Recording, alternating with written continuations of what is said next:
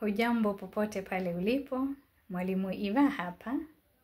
Niko hapa kukusaidia katika kujifunza na kuboresha namna unavyotumia lugha ya Kiswahili. Leo tutashughulikia swala la kimsingi ambalo ni maamkizi.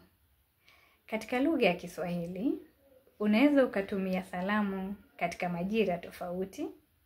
Kwa mfano, wakati wa asubuhi, wakati ambapo jua linachomoza, utamuuliza mwenzako habari ya asubuhi, naye atakujibu njema ama nzuri. Kwa hivyo si mzuri, nzuri.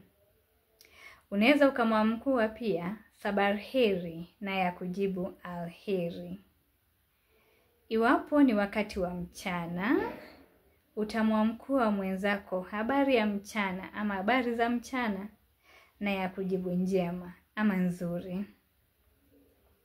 Iwapo unamwamkua mwenzako wakati wa majira ya jioni, wakati ambapo jua linatua, au wakati wa magharibi. Jioni tunasema ni wakati wa magharibi. Utamwamkua mwenzako habari ya jioni ama masar heri.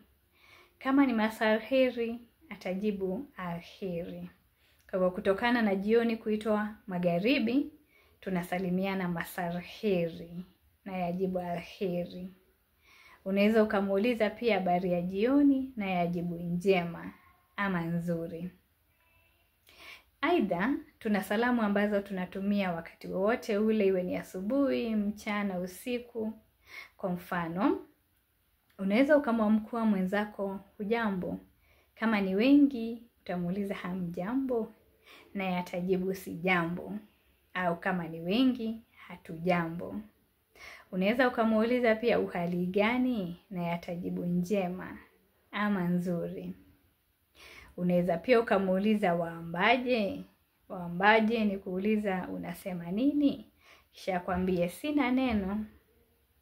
Kwa hivyo hizo ndizo salamu ambazo tunatumia kwa jumla. Hatimaye, iwapo mtu mwenye umri mdogo anamsalimia yule ambaye ni wa umri mkubwa, kwa mfano mtoto akimsalimia mzazi wake, atamuuliza shikamoo, shikamoo baba, shikamoo nyanya, naye atamjibu marhaba mwanangu.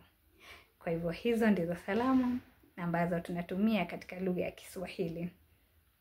Iwapo ungetaka huduma yote ile katika lugha ya Kiswahili, unaweza kuwasiliana nami katika barua pepe evalinkanini7@gmail.com.